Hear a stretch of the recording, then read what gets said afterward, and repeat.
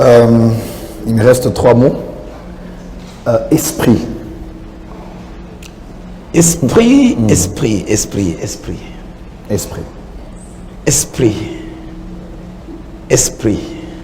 Vous voulez vraiment qu'on y aille? Allez-y, papa. Nous sommes là pour être réinitialisés. Parce que l'esprit, c'est l'essence de toute chose et même du matériel. Le verset, l'un des versets, pour ne pas engendrer des débats inutiles, l'un des versets le plus important de la Bible est Hébreux 11, verset 3. Malheureusement, il est ignoré.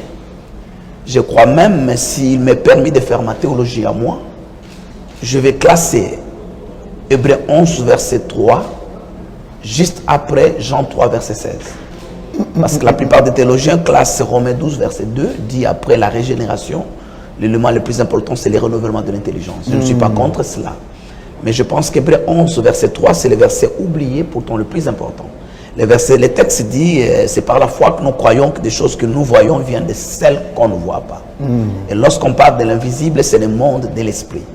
Au fait, l'esprit est la matrice du matériel. C'est là où le matériel est conçu. C'est là où le visible est conçu. Et une fois engendré, il se manifeste.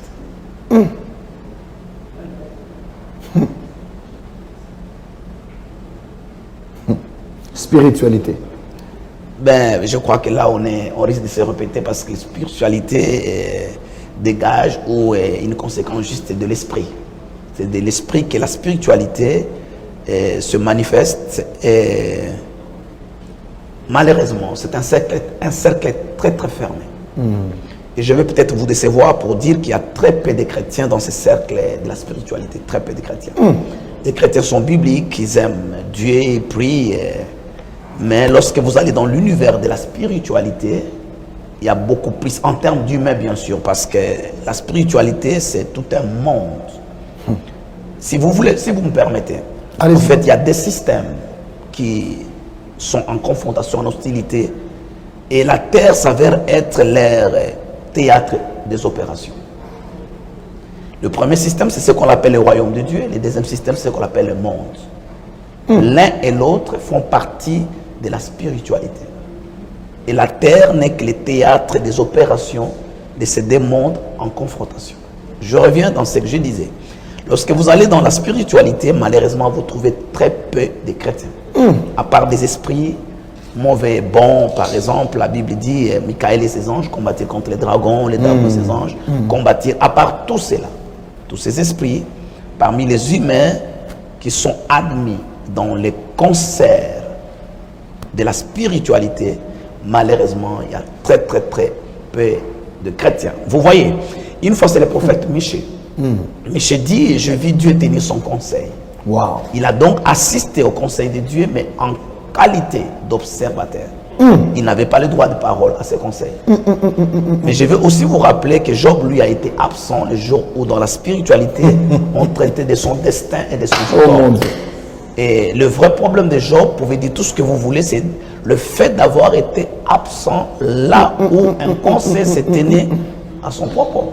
Et malheureusement pour lui, il n'avait pas d'avocat pour nous. Nous, s'il arrive qu'on est absent, nous avons un avocat qui parlera en notre faveur. Tout s'est décidé, tout le reste là n'est que des conséquences qu'on essaie de gérer. Job était absent dans les conseils de la spiritualité, c'est tout ça son problème. Je vais vous donner la preuve, c'est que lorsque ces déboires commencent, Job n'a fait que parler des déclarations de foi comme nous aimons, Job a fait toutes ces choses, rien n'a changé. C'est seulement vers la fin que la Bible dit Job pria pour ses amis. Et lorsque Job prie, au fait, la prière le conduit dans le domaine de la spiritualité où tout a commencé. Et c'est alors que la Bible dit Dieu commença à restaurer Job. Je ne suis pas en train de dire que la prière vous conduit tout de suite. C'est la prière dont Jésus parle, en esprit et en vérité. Cela veut dire simplement que ce sont des esprits qui prient dans l'esprit de la Bible. La vérité, c'est l'esprit de la Bible. Quand Jésus dit vous adorez le Père en esprit et en vérité, il veut dire c'est une affaire des esprits. C'est des esprits qui doivent adorer Dieu, mais ils doivent le faire dans l'esprit des Écritures. Donc c'est malheureusement, je plains ça, il y a trop peu de chrétiens. Michée avait beaucoup de prophètes en son temps. Michée dit je vois Dieu tenir son conseil et Dieu arrête un plan. On veut tuer Akab. Comment on fera? Puis un esprit lève son doigt et respectueusement dit, moi je propose quelque chose, je vais jurer sur la terre, je vais me transformer en esprit de prophète, de mensonge dans la bouche de ces prophètes. Et puis finalement, parce qu'on ne vous empoisonne pas dans un coca si vous n'aimez pas le coca. On doit savoir qu'est-ce que vous aimez. On ne vous empoisonne pas. On n'utilise pas le coca si vous n'aimez pas le coca lorsque vous vous empoisonnez. Non. Et puis, comme Michel aimait des prophéties, l'esprit dit, jurer dans la bouche de l'un de ces prophètes, je vais me transformer en esprit de mensonge. Vous voyez que le prophète là n'est pas un faux prophète, parce qu'il y a la différence entre un faux prophète et prophétiser faussement. Quelqu'un peut être un vrai prophète, mais il prophétise faussement.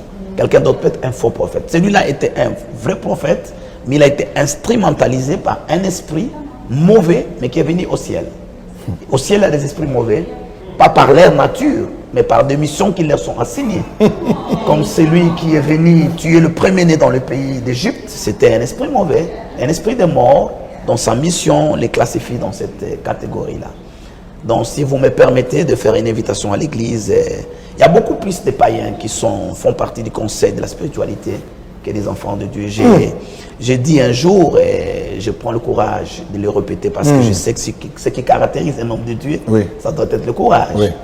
Si vous prenez juste ma ville où je vis, Kinshasa, je crois que les prêtres catholiques sont de loin beaucoup plus spirituels que les pasteurs pentecôtistes, charismatiques et des mouvements de réveil.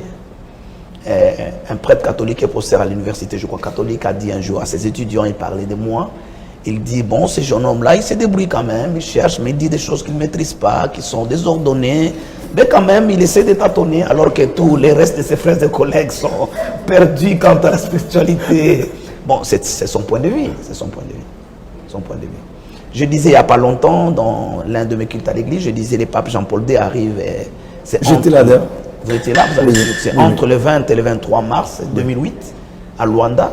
Et le pape, c'était Benoît, je crois, fait une déclaration extraordinaire. Il a dit, l'un des obstacles majeurs au développement de l'Afrique, c'est la sorcellerie. Et il est parti, il était en Afrique quand il a fait cette phrase, mais après, nous n'avons rien fait de cette phrase-là, nous n'avons rien compris, Il était sur le terrain. Qu'est-ce qu'il a senti, qu'est-ce qu'il a vu? Parce que c'est un homme extrême. Il n'y a pas un seul pape qui n'est pas spirituel, c'est des hommes extrêmement spirituels. J'ai envie de vous laisser parler. Ils ne sont pas créés très fort pour le Seigneur. Waouh! Waouh!